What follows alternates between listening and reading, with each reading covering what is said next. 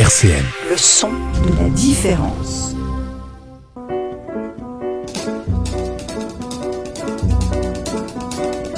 Dialectique sur RCN, Lionel Courchinou.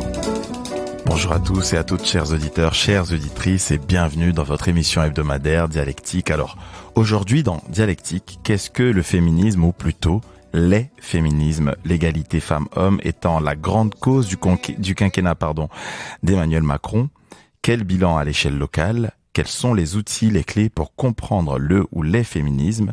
Et pour en parler aujourd'hui, j'ai le plaisir de recevoir autour de cette table Manon Leclerc, présidente de Libertel, qu'on a déjà reçue ici sur RCN. Bonjour. Bonjour Lionel.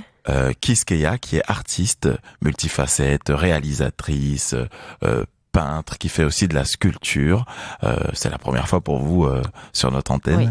Voilà, oui, première fois. Bonjour. Première fois également pour Christine Constant-Masson, vice-présidente de Sort Optimiste Nord-Est. Oui, tout à fait. Et Merci de me recevoir. c'est un plaisir pour nous. Et enfin, Anne Parizeau, représentante de Nous Toutes 54. Bonjour à tous et à tous. Alors, je vais vous laisser vous présenter vous-même un peu plus amplement. On peut commencer par vous, Manon. Alors, donc moi, je suis la présidente de l'association Libertel. Libertel est une association 1901 avec 3 grands pôles. Le pôle accueil de jour des femmes victimes de violences, quelles que soient les violences, parce la violence n'a pas qu'un seul visage, évidemment. Nous avons également un pôle accueil des femmes primo-arrivantes migrantes, avec les cours de français, l'aide au soutien administratif, social, insertion socio-professionnelle. Et nous avons un 3e pôle qui est la prévention et la sensibilisation en milieu scolaire, culturel, festivalier, professionnel, enfin voilà. Nous sensibilisons tous les publics à l'égalité femmes-hommes, filles-garçons et aux violences sexistes et sexuelles. Voilà. Anne Parizeau, donc Nous Toutes 54. Bonjour, donc Nous Toutes, c'est un collectif qui a été créé en 2018 au niveau national, qui lutte contre les violences sexistes et sexuelles, pareil, dans leur globalité. Le message global de Nous Toutes, c'est que les violences sexistes et sexuelles ne sont pas une fatalité, vraiment. La domination masculine n'est pas quelque chose qui est naturel, c'est quelque chose qui est construit socialement. Et donc, le but principal de ce collectif, c'est d'éveiller les consciences sur cette notion-là. Et donc, au niveau local, Nous Toutes 54 était un collectif et vient de devenir une association, dont je suis la co-trésorière avec une autre militante. Très bien. Christine Constant-Masson. Oui, donc je suis responsable de la région Nord-Est en ma qualité. Donc, je représente le Sort Optimiste International, donc sur toute la région Nord-Est, à savoir 29 clubs. Donc, que signifie le Sort Optimiste International? Sort Optimiste, les femmes pour le meilleur. Voilà, nous fêtons cette année nos 100 ans, donc 1921-2021, un beau chiffre. Nous faisons partie des associations loi 1901, à but non lucratif, apolitique, aconfessionnel. Et nous avons 5 domaines d'action, donc l'éducation, la lutte contre l'illettrisme et l'électrolytisme, la santé, par rapport à la prévention du cancer du sein, l'endométriose, le leadership, l'autonomisation des femmes et des filles, l'environnement, le développement durable et enfin la lutte contre les violences à l'égard des femmes. Très bien, nous y reviendrons tout au long de cette émission. Merci. Et enfin, Quisqueya. Donc moi je suis artiste, principalement réalisatrice peintre. Je me présente souvent comme artiste engagée, c'est-à-dire qu'à travers mon art je fais passer des messages puisque je lutte à ma façon contre les discriminations, que ce soit sexisme, homophobie, racisme, et puis après il y en a comme plein d'autres, validisme, grossophobie, etc. Voilà, moi j'estime que l'art prend aussi sa place dans ces luttes-là de différentes façons. Je crois que ça se complète avec l'associatif, le politique et puis l'art, et voilà, c'est comme ça. Vous serez un peu la voix de la passion tout au long de cette émission. Alors, on a pris la peine cette semaine d'aller voir nos chers nancéens et leur poser cette question. Qu'est-ce que le féminisme? Le féminisme, c'est lutter pour que les femmes et les hommes soient égaux. Je pense qu'il ne devrait pas y avoir de laisser pour compte en fait dans tout ça, et je vois pas pourquoi les femmes seraient inférieures aux hommes. Je pense qu'il y a plusieurs types. Il y a les féministes très extrêmes et les féministes, parce que moi je me considère comme féministe par exemple, mais je lutte pour que les hommes et les femmes soient égaux. Et je pense qu'il devrait y avoir qu'une seule lutte de féminisme et pas de féministe extrême. De toute façon, l'extrême, c'est pas ouf. C'est montrer que la femme, elle est aussi importante que l'homme et qu'elle devrait avoir dans le salaire, dans toute la vie civile, la même place que les hommes depuis des générations, et ce qui n'est pas fait encore. Ce serait pas mal qu'il y ait plus de femmes dans la politique, par exemple, pour qu'il y ait plus de place et qu'on les valorise au maximum pour que du coup, pas qu'elles aient une place plus importante que l'homme, mais qu'elles puissent avoir les mêmes droits. Pour moi, ça devrait même pas exister en fait. Le mot, ça devrait être normal dans la société en fait. Ça devrait même pas exister parce qu'on dit pas, par exemple, hominisme, ça se dit pas. Le regrouper dans un mot, ça suffit en fait. Enfin, il n'y a pas besoin d'en avoir plusieurs types. Je pense que c'est ceux aussi qui extrapolent le terme, mais les femmes, on est tous au même titre. Du coup, ça devrait, il y a qu'un terme. Le féminisme, waouh. Alors, c'est une grande question. Le féminisme. C'est super compliqué en vrai. Je saurais pas te dire. En vrai, c'est les femmes qui pensent qu'il y a une inégalité. Et je pense que c'est peut-être un extrême. Enfin, je sais pas. En tout cas, pour moi, c'est un peu ça, quoi. C'est les femmes qui veulent l'égalité, quoi.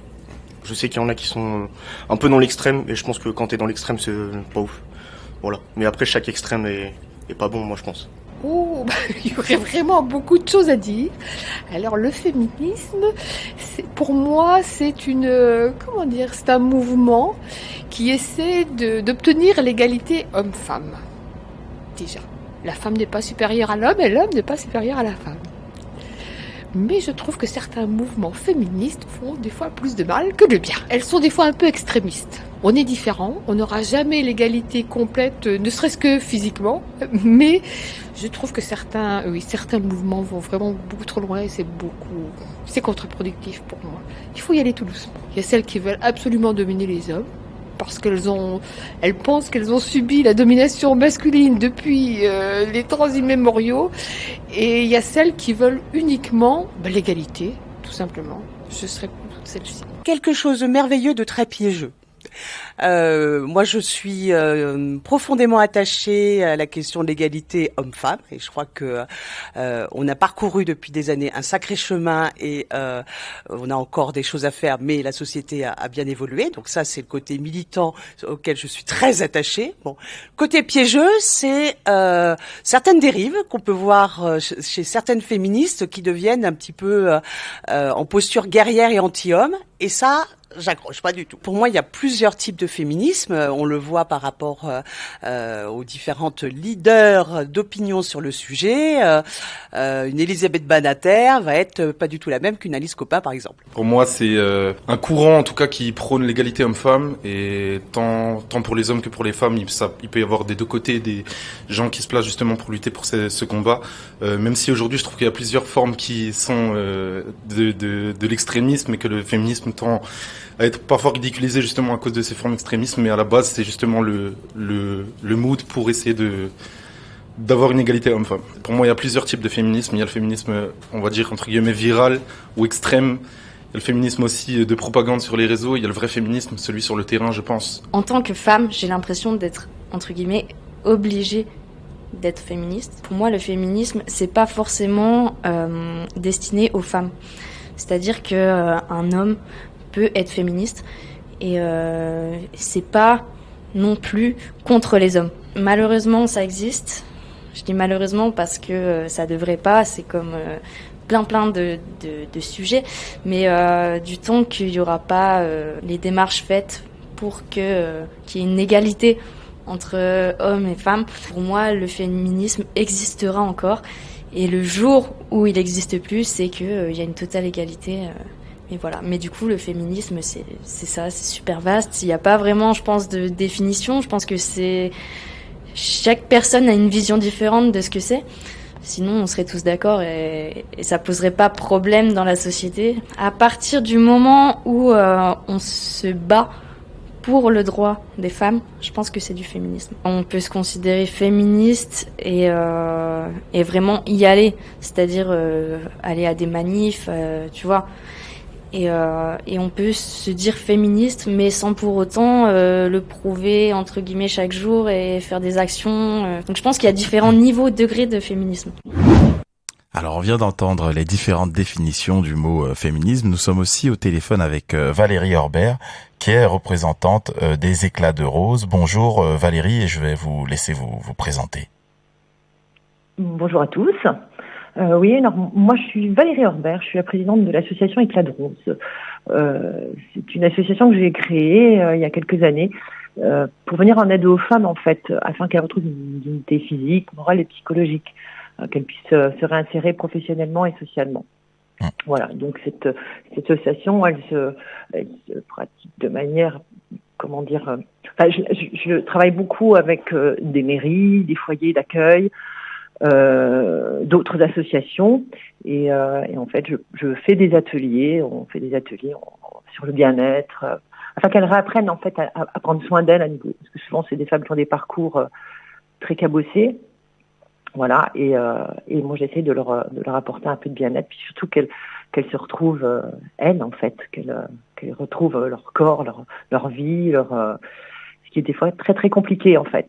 Vous êtes dans une démarche de bienveillance, et j'aurais une question à poser d'ailleurs qui s'adresse à chacune d'entre vous. Pourquoi finalement, au vu de ce qu'on peut entendre médiatiquement ou même dans ce micro-trottoir, le féminisme parfois entre guillemets effraie certaines personnes aujourd'hui qui, lorsqu'on leur parle de ce terme, évoquent directement une forme de radicalité.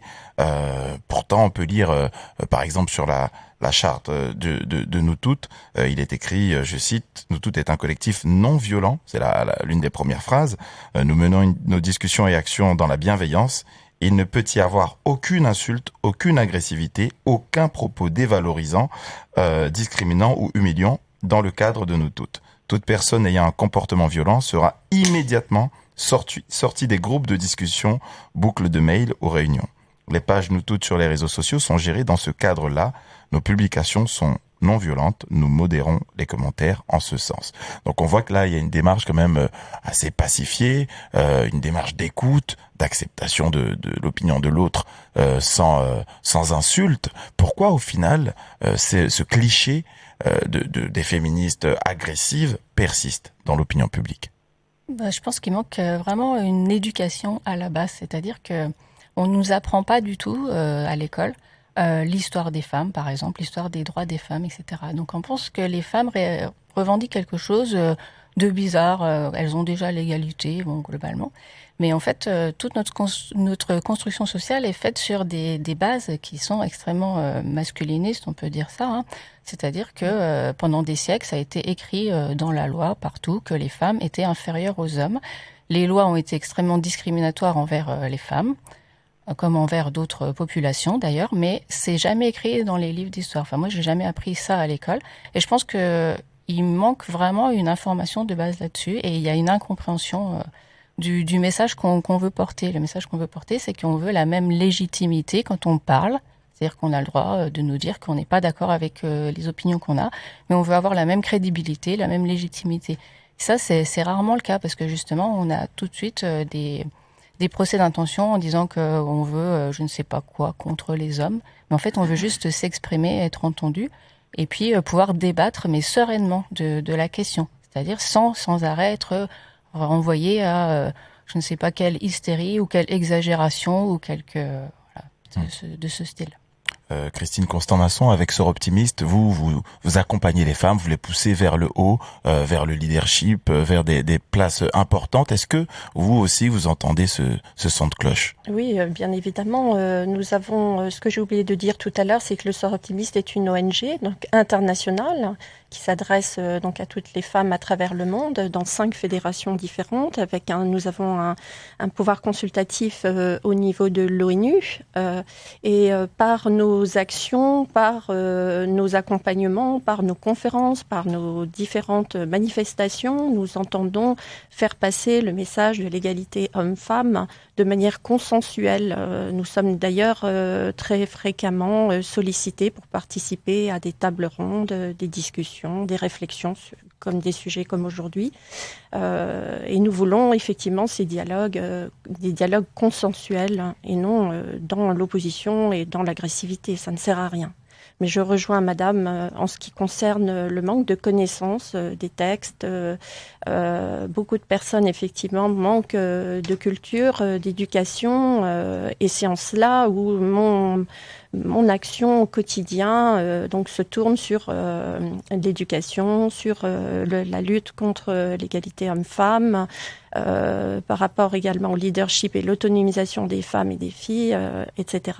Voilà, j'ai une action au quotidien sur toutes ces thématiques-là et dans le consensus, il n'y a rien de mieux. On avancera tous et toutes ensemble. Voilà. Vous parlez d'éducation. Qu'est-ce vous qui êtes artiste, est-ce que c'est aussi votre rôle de transmettre ça? Parce que il y a peut-être un manque d'information, de connaissances, de compréhension même. En tant qu'artiste, quel est votre travail au vu de ces questions? Oui, pour moi, l'éducation est vraiment au centre de tout.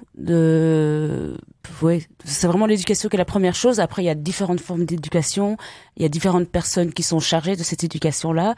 Je sais pas si les artistes au départ on était chargés de ça, mais je pense qu'il y a un manque et du coup oui, on prend aussi le relais à ce niveau-là. Mais par rapport aux questions justement pourquoi c'est considéré parfois comme extrémisme, déjà moi je ferais déjà une différence entre être féministe et être militant féministe, militant militante. Je pense que être féministe, tout le monde devrait l'être parce que pour moi si on n'est pas féministe, on est anti-féministe.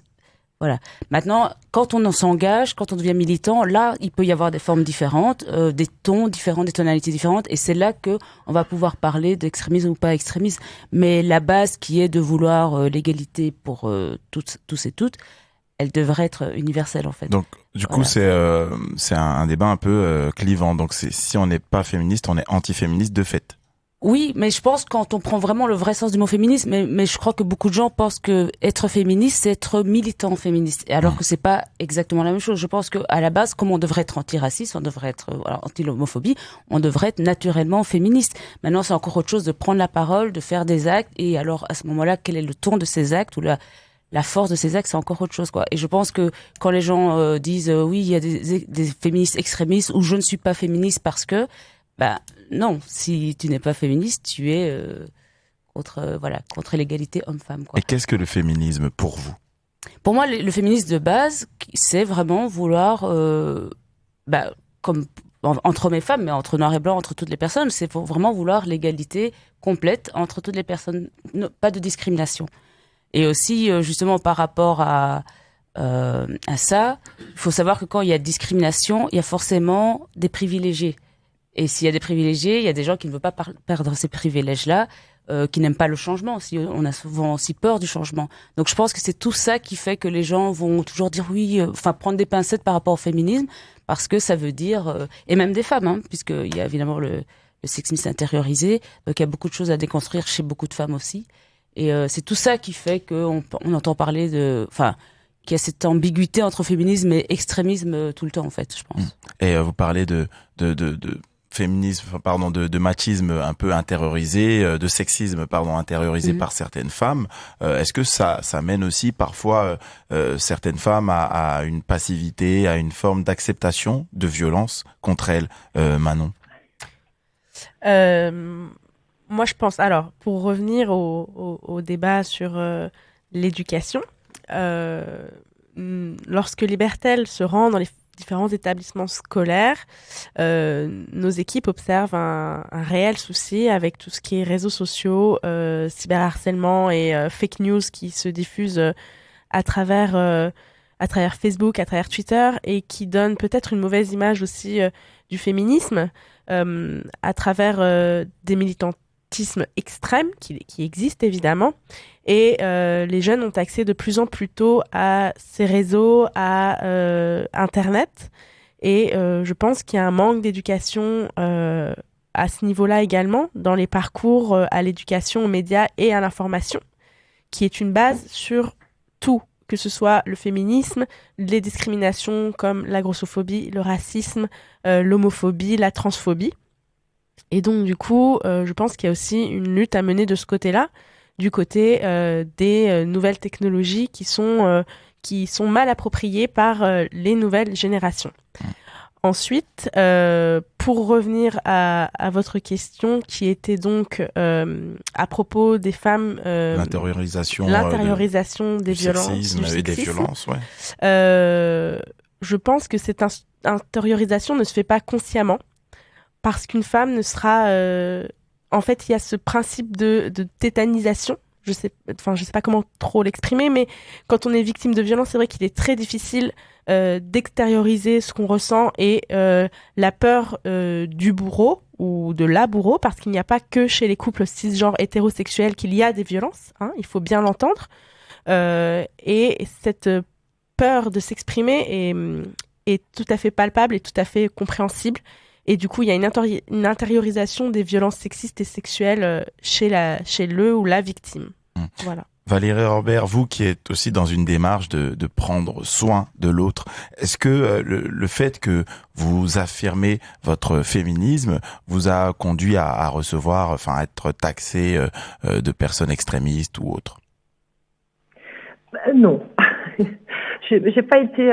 non, pas comme ça. Enfin non, jusqu'à présent, je suis assez soutenue, en fait, par mon entourage, les gens que je vois.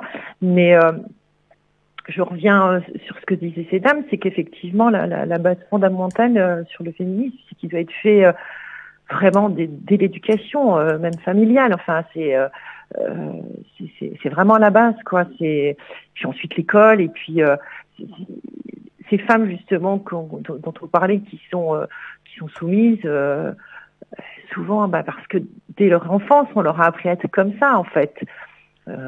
Souvent, bon, voilà, il y a un père qui est très, très, très fort, qui décide de tout, et elle continue ce cursus-là, mais parce que l'éducation, elle est pas là. Je sais pas, moi, je suis pareil, j'ai tendance à dire je suis une féministe à l'ancienne, vu mon âge, parce que je me reconnais pas trop dans ce féminisme que j'entends là.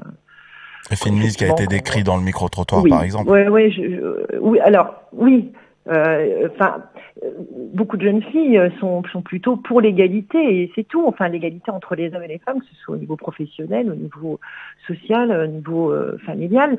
Mais il y a effectivement, mais comme dans tout, je sais pas comment dire, dans tout ce militantisme, qu'il soit politique ou toujours des extrêmes, des gens qui seront extrémistes. Ça, on pourra, je pense, malheureusement pas y faire grand-chose, mais donc il faut aussi se battre, je pense, contre ça et montrer que l'égalité homme-femme, il est tout à fait possible.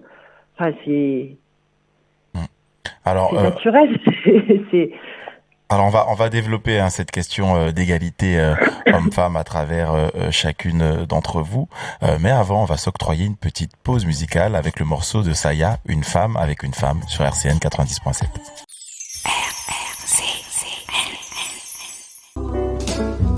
13h, 14h, Dialectique sur RCN, Lionel Courchinou. On vient d'écouter le morceau de Saya, Une femme avec une femme, et on va tout de suite parler de vos actualités. On va commencer par vous, Manon. Donc, il y a la semaine dédiée à la lutte contre toutes les formes de violences faites aux femmes. Donc, c'est le 25 novembre. Enfin, en tout cas, c'est du 20 au 28 novembre. Donc, il y a l'opération Ruban Blanc, il y aura des expositions, un colloque. Enfin, je vous laisse un peu développer tout ça. Alors, notre semaine dédiée à la lutte contre toutes les formes de violences faites aux femmes commencera donc le 20 novembre avec l'opération Ruban Blanc, qui est une opération avec des petits rubans à épingler, hommes et femmes, pour marquer notre opposition à toutes les formes de violences faites aux femmes. Et puis, on engagera également l'après-midi du 20 novembre avec l'inauguration de l'exposition qui s'appelle Sur la route de l'égalité retrouvée, avec une exposition de galets peints par les femmes de l'association Libertel et tous les publics laxoviens ou nanciens qui sont venus à nos ateliers dans les jardins de la mairie de Laxou. Et donc là, ça inaugure notre semaine avec le 23 novembre, on sera présent sur le campus Lettres et Sciences Humaines et à l'IFSI lyonnois à Nancy pour des stands de prévention autour de nos actions. On enchaînera le soir avec une conférence salle Michel dîner à Malzéville sur la lutte contre les violences sexistes et sexuelles faites aux femmes. Et puis, le 26 novembre, il y a notre colloque autour à nouveau de cette lutte contre les violences sexistes et sexuelles faites aux femmes, en présence de Madame la déléguée aux droits des femmes Yvette Garner, de Madame Laurane Witt, conseillère municipale à l'égalité femmes-hommes et à la lutte contre les violences, et des avocates, des psychologues, des psychocliniciennes, des psychothérapeutes qui seront là pour nous expliquer un petit peu la prise en charge, le repérage, le dépistage des violences faites aux femmes. Et puis, enfin, nous clôturons notre semaine en compagnie de Nous Toutes 54 avec la marche contre les violences faites aux femmes dont nous sommes partenaires. Et d'ailleurs, le 20 novembre, nous vous convions tous et toutes à venir à un atelier pancarte pour cette manifestation dans les locaux de Libertel avec Nous Toutes à quelle adresse 54 les locaux au 36 rue Jules Ferry à Laxou Village. Tu peux rappeler l'heure aussi, Voilà. s'il te plaît? Oui, c'est 9h midi. 9h midi. Et Voilà. pour y participer, est-ce qu'il faut s'inscrire sur le net? Est-ce qu'il faut passer un coup de fil? Est-ce que les places sont limitées? Comment ça Alors, ça il n'y se a déroule pas d'inscription, mais les places seront limitées en raison des conditions sanitaires et évidemment de la place que nous avons dans nos locaux. Donc, premier Voilà. arrivé, premier servi, vaut mieux C'est être à l'heure. quoi. C'est un petit peu ça, malheureusement. Voilà, au vu des circonstances sanitaires, nous sommes dans l'obligation puis de la place que nous avons, de toute manière, nous sommes dans l'obligation de limiter le nombre de participants. Voilà un petit peu tout ce que nous faisons. Et donc, du coup, le colloque du 26, c'est au Muséum Aquarium de Nancy à 18h30. Voilà, Très et bien. ça dure 3 heures. Voilà à peu près tout ce que nous faisons. Mais vous pouvez retrouver toutes nos actualités sur Facebook, évidemment. Donc, sur votre Voilà. Facebook, c'est Libertel. C'est hein. Libertel. Voilà, tout simplement. Très bien. Alors, pour Nous Toutes 54, il y a une manifestation de prévue très bientôt. Voilà, c'est ça. Mais globalement, avant de parler de la manifestation, je voudrais parler du site internet noustoutes.org sur lequel il y a énormément de ressources et notamment des formations en ligne qui ont été faites l'année dernière pendant le confinement notamment et qui ont été enregistrées et qui sont disponibles pour tous. Donc sur les violences sexistes et sexuelles, par exemple à l'université ou alors par exemple la culture du viol ou voilà, ce genre de thématiques. Donc sinon pour les actualités de la semaine contre les violences faites aux femmes, donc on a 2 événements. Il y a le 25 jeudi après-midi à 15h à la recyclerie rue des 4 Églises à Nancy. On a un événement en partenariat avec Equinox et ce sont des ateliers sur différentes thématiques liées aux violences faites aux femmes et dans tous les domaines, notamment aussi dans les couples LGBT dont tu parlais tout à l'heure. Voilà. Donc ça c'est le 25 à 15h rue des 4 Églises. Voilà, on vous invite tous à venir. Ensuite, donc il y a la grande marche du 27 novembre qui est prévue depuis longtemps, qui maintenant, ça va être la 3e. Hein, il y en a déjà eu une 2018, 2019, 2020, ça a été annulé. Et donc c'est la 3e marche Nous Toutes qui est au niveau national. Donc niveau national, c'est ce samedi, c'est le 20 novembre. Nous, on l'a décalé pour laisser la place aux personnes qui voulaient célébrer le thé d'or, la journée de souvenirs trans. Donc on a décalé la date pour ne pas rentrer en conflit avec d'autres problématiques. Donc c'est le 27 novembre à Nancy, c'est rendez-vous 14h place de la République. On a un souci avec la préfecture qui vient de nous interdire le tracé de la marche qui avait été pourtant défini, qui avait été négocié avec les pouvoirs publics. Et donc la marche était accordée, toutes les autorisations ont été en place et on vient de nous apprendre ce matin que nous n'avons plus le droit de manifester au centre-ville de Nancy. Donc à ce jour, vous ne savez pas si la manifestation sera maintenue ou pas? Elle sera maintenue, c'est toujours rendez-vous à 14h place de la République, c'est au niveau du parcours qu'on a un gros problème. Mais voilà, la mairie, le préfet interdit le centre-ville, donc on veut nous faire manifester dans des zones où finalement il y a personne, donc ça n'a aucun intérêt. Donc on est en négociation encore et il y a une pétition qui vient d'être mise en ligne pour appeler à ce que cette marche soit autorisée. Parce que les arguments avancés, c'est vraiment de faire passer avant cette revendication-là, par exemple le commerce de centre-ville, les manifestations de la Saint-Nicolas, etc.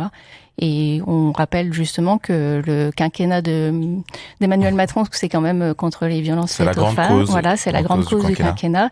Et apparemment, le commerce, l'argent passe avant ça. Donc c'est vraiment bafouer déjà tout le travail des associations sur le terrain. Nous, ça fait des mois qu'on travaille sur l'organisation de cette marche. Et ensuite, toutes les femmes qui sont victimes de violences, parce qu'il faut rappeler quand même que les 33% des femmes au milieu du travail sont victimes de harcèlement sexuel, que chez les jeunes c'est pire apparemment, parce que dans les couples, un couple sur 7, chez les moins de 25 ans, est dans une situation de violence, vraiment, quoi, et à ce au sein jour, du couple. Il faut rappeler qu'à ce jour, 100 femmes ont été tuées par leur conjoint ou ex-conjoint. Qu'est-ce que ce chiffre dit de notre société ? Qu'on ne prend pas à bras-le-corps le problème, vraiment. En fait, à chaque fois qu'on dénonce des violences sexistes et sexuelles, à chaque fois qu'on dit nous, non, ça c'est violent pour nous, on n'est pas entendu et on nous dit justement qu'on exagère. Ça revient vraiment au micro-trottoir, en fait. Moi, contrairement à l'autre intervenante, j'ai beaucoup été taxée d'exagérer. Pourquoi ? Parce qu'en fait, ce que je disais et ce que je ressentais ne correspondait pas à ce que j'étais censée ressentir. Qu'est-ce qu'on vous disait que vous étiez censé ressentir, justement ? Par exemple, quand j'étais adolescente, donc j'ai 48 ans, donc je suis plus très jeune, mais quand je me promenais dans la rue ou que je faisais du vélo, je me faisais klaxonner, siffler, etc. Et en fait, je disais que ça ne me plaisait absolument pas. Et que moi, j'avais envie de pouvoir me promener dans la rue ou faire du vélo tranquillement, sans être la cible de ce genre de choses. Et personne autour de moi ne me donnait raison. Et en fait, je trouve que dans beaucoup de situations, ma parole, qui ne correspond pas à ce qui est un attendu par rapport à une femme doit trouver ça normal, une femme de ceci. Peu importe, si des femmes trouvent ça normal, tant mieux pour elles et c'est très bien. Mais moi, je le trouvais pas normal, vraiment. Et ça m'importunait et ça me dérangeait. Et je n'avais pas le droit de le dire. C'est vraiment comme ça qu'on me le disait. J'avais pas le droit de le dire, pas le droit de ressentir ça. Et aujourd'hui, le fait de vous engager, est-ce que c'est une forme aussi d'exutoire de se dire ma parole compte à travers un mouvement ? C'est certainement, oui. Et aussi pour que les personnes, d'ailleurs les femmes ou autres, peu importe, qui ne sont pas entendues, sachent qu'elles sont pas toutes seules non plus, que ça arrive à plein d'autres mondes et qu'en fait on se tait la plupart du temps. Parce que on veut pas rentrer en conflit, justement, on veut pas faire de la violence non plus. Donc on se tait, mais quelque part, on n'accepte pas. Moi, j'ai jamais accepté non plus qu'on me fasse taire. Pour moi, on m'a fait taire tout le temps. Vraiment très, très souvent. Et ça rentre aussi dans le cadre de ce que fait Sœurs Optimistes, donner la parole, comprendre, défendre, entreprendre. Je vous laisse réagir. Telle est notre devise. Merci de nous le rappeler. Effectivement, nous allons lancer 16 jours d'activisme autour de la lutte contre les violences à l'égard des femmes. Ces 16 jours vont commencer le 25 novembre, plus exactement le 24 novembre, grâce à la mairie de Nancy qui nous fait le plaisir et l'opportunité d'oranger la place Stanislas, donc le 24 et le 25 novembre. Et le 25 novembre au soir, au Royal Saint-Max, nous lançons une projection d'un film intitulé Made in Bangladesh, où sera diffusé donc des idées luttant contre la lutte contre les violences donc à l'égard des femmes. Ce qu'il faut savoir, c'est que nous avons également une opération sac à pain. Sur ces sacs seront diffusés un violentomètre en fonction des clubs. En tout cas, le club de Nancy, il y a des numéros d'écoute et numéros d'urgence qui seront mentionnés sur ce sac. Je remercie au passage les personnes et les boulangeries qui ont accepté de rentrer dans cette opération. Il y a également d'autres associations telles que le Zonta qui se joignent à nous autour de cette opération. Il y a également des sacs à pharmacie. Donc merci également aux pharmacies qui contribuent à cette lutte contre les violences. Voilà. Et puis je vous invite à regarder le site Sœurs Optimistes International Union Française, dans lequel vous pourrez trouver également plein d'outils, des conférences de l'année dernière. Un très beau parterre de personnes est intervenu sur le sujet. Il y a des documents, il y a des articles qui sont également rassemblés autour d'un de nos domaines d'action, donc la lutte contre les violences à l'égard des femmes. Voilà. Et pour la diffusion du film Made in Bangladesh, faut aussi une inscription ou comment ça se passe? Non, vous pouvez librement se vous présenter au cinéma. Oui, bon, l'heure, je vous invite à regarder sur le site, c'est à partir de 19h30, mais il faut regarder donc sur le site sur Optimisme International Union Française et vous y verrez, ou sur le site de Nancy, du club de Nancy également, vous y verrez donc toutes les informations nécessaires. Voilà. Donc ce film relate les violentes faites aux femmes, mais aussi leur exploitation. Oui, tout à fait. En Inde, au Bangladesh, effectivement, l'exploitation des femmes, on n'en parle pas suffisamment. En tout cas, comme nous sommes une ONG internationale, nous avons la possibilité d'avoir des remontées de ces violences à travers le monde. Donc, nous avons 72 000 membres répartis sur toute la planète et qui nous permettent effectivement d'avoir des témoignages divers et variés et qui méritent qu'on les souligne. Voilà, les violences à l'égard des femmes. Mais je voulais signaler, pendant le confinement, il y a eu beaucoup de violences intraconjugales, mais autour des femmes seniors. Ça, je voulais le dire. On ne dit pas suffisamment, mais je voudrais le signaler aujourd'hui. C'est un peu tabou. Et voilà, donc on nous a, dans le cas de France Victime 54, il y a eu également les assises France Victime nationale sur Nancy, à la salle, au Palais des Congrès de Nancy, où justement ces notions ont été soulevées. Voilà.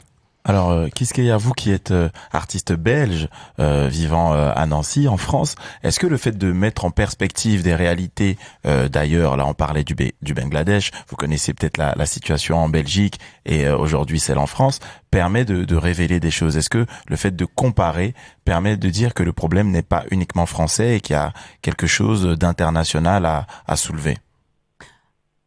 Oui, alors il y a plusieurs choses. Déjà, effectivement, je pense que le sexisme, la misogynie est vraiment malheureusement universelle, donc dans tous les pays. Après, il y a différents points de vue encore à avoir. Dans l'intitulé de l'émission, on parlait des féminismes, et donc en fait, on n'a pas trop parlé ici de l'afroféminisme, mais de l'intersectionnalité. À préciser que l'afroféminisme, ça va plus concerner les personnes noires racisées dans des pays occidentaux, parce que si on est en Afrique, on parlera de féminisme tout simplement, mais l'afroféminisme, c'est pour parler d'une situation encore plus particulière, qui est d'être une femme noire dans un monde blanc, on va dire. Et voilà, et on parlait tout à l'heure des regards qu'on n'accepte pas ou qu'on voudrait ne pas avoir. Et en tant que femme noire, on a aussi ce problème de l'exotisation, la fétichisation, tout ça. Normaliser aussi un peu l'animalisation parfois oui du corps, voilà. Au-delà même de la réification, il y a toujours souvent des témoignages qui relatent des propos comparant systématiquement des femmes noires. Qui on sont a vu des dessins aussi. Qui sont censés être des compliments. Qui sont censés être des compliments. C'est là où c'est subtil. Quand on dit ma gazelle, ma lionne, ma biche, tout ça, c'est censé être des compliments.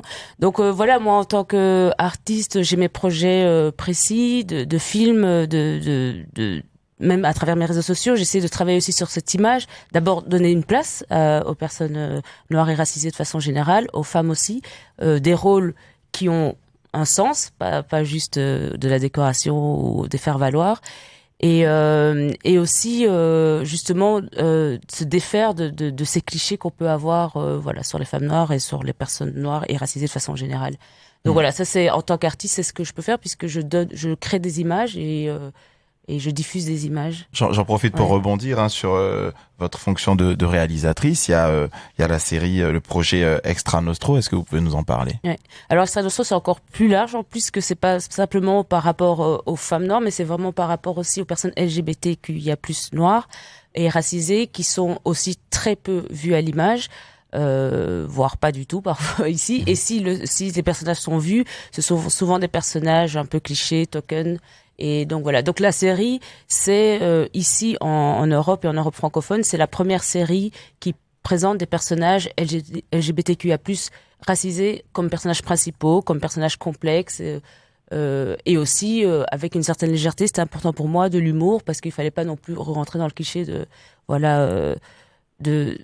montrer que le côté négatif est difficile, qui existe effectivement, mais c'était plutôt une série pour plutôt donner un peu d'espoir et voilà, des personnes qui en ont besoin et qui ont besoin de se voir à l'image. Donc c'est toujours moi mon combat de artiste engagé, quelles que soient les discriminations, je crois beaucoup à la visibilité, à la représentativité. Je pense qu'on a tous et toutes besoin de ça.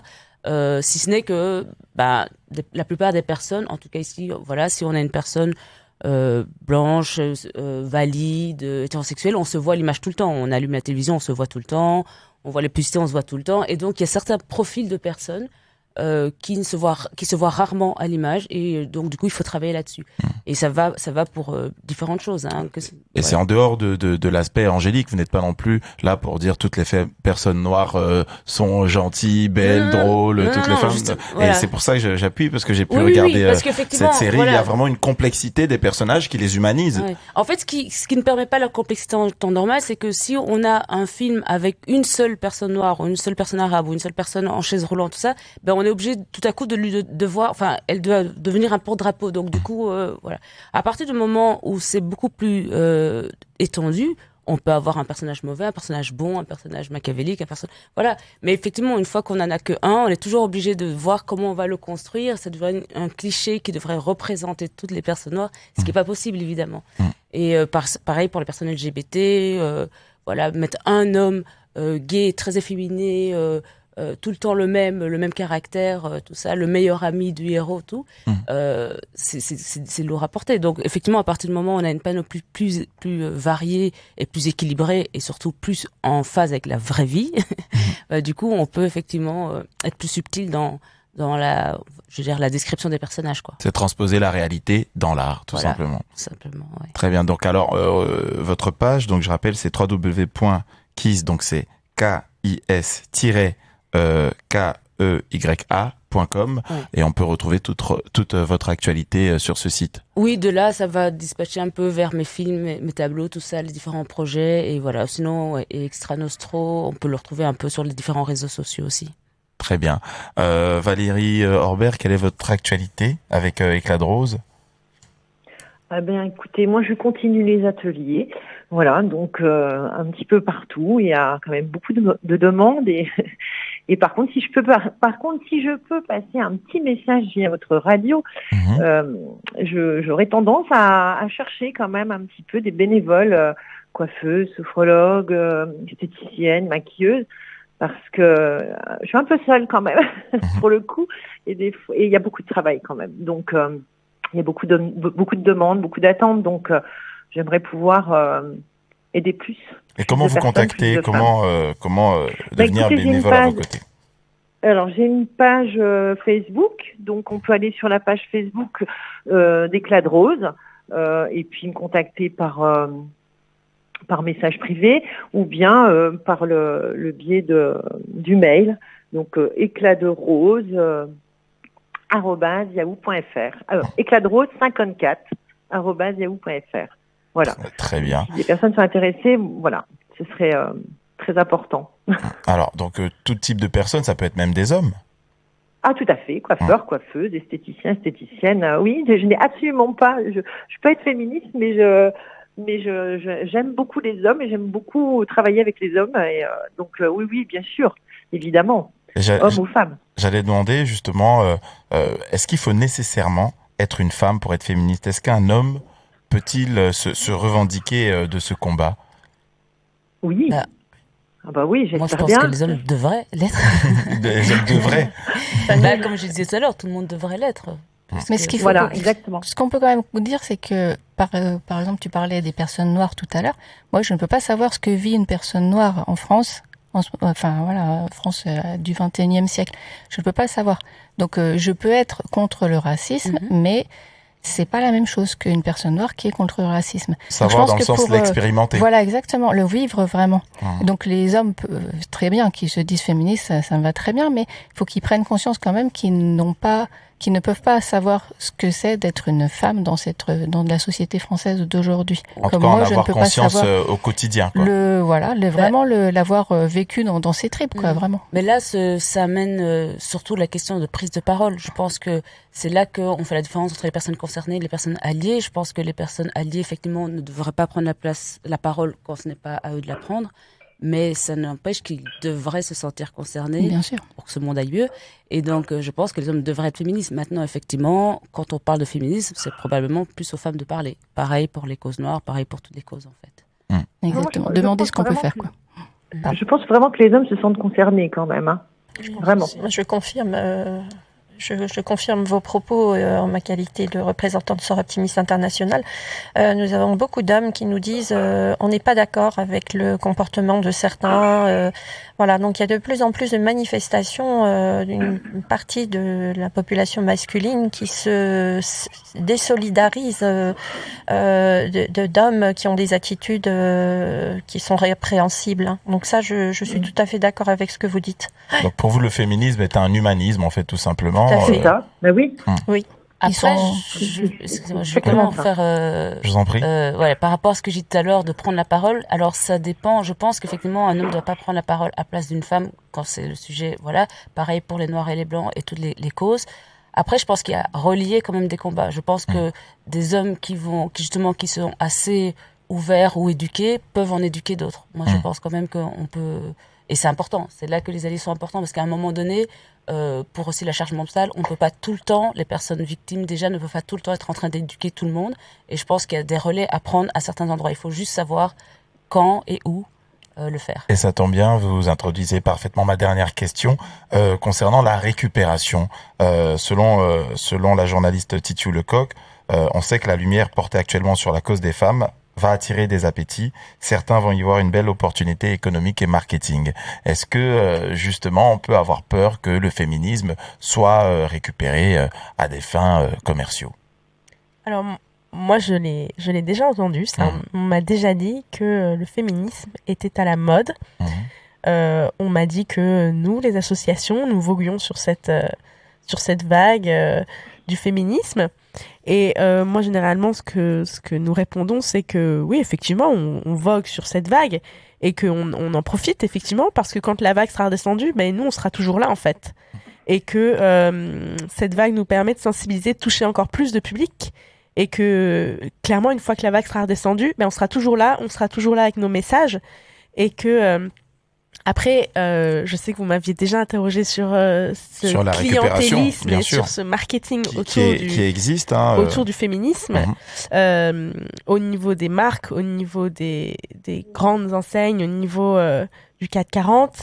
Et on dit bien les patrons du 440, donc moi j'aimerais bien savoir où sont les grandes patronnes du 440 et que ce côté marketing du féminisme est utilisé à tort et à travers, et c'est peut-être ça également qui relance une mauvaise image du féminisme et finalement le marketing et le féminisme ne font pas forcément bon ménage parce que le message peut être vide, parce que mettre sur un t-shirt hashtag féminisme ou hashtag je ne sais quel autre hashtag sans compréhension et sans mise en garde et sans sensibilisation, ça ne veut rien dire finalement. Et donc du coup, je trouve que cette idée de marketing autour du féminisme et de c'est à la mode, c'est assez péjoratif comme appellation. Voilà. Très bien. Et sur ces mots, nous allons conclure cette émission. Merci beaucoup Manon Leclerc, présidente de Libertel. Merci Quisqueya, Anne Parizeau, Christine Constant-Masson et Valérie Orbert. Et j'aimerais dédier cette émission à Julie Le Gaillard qui nous a quittés cette semaine et dire mes condoléances à toute sa famille. On va se quitter avec le morceau d'une féministe s'il en est. C'est Madame Gandhi avec le titre The Future is Female sur RCN 90.7. RCN, www.rcn-radio.org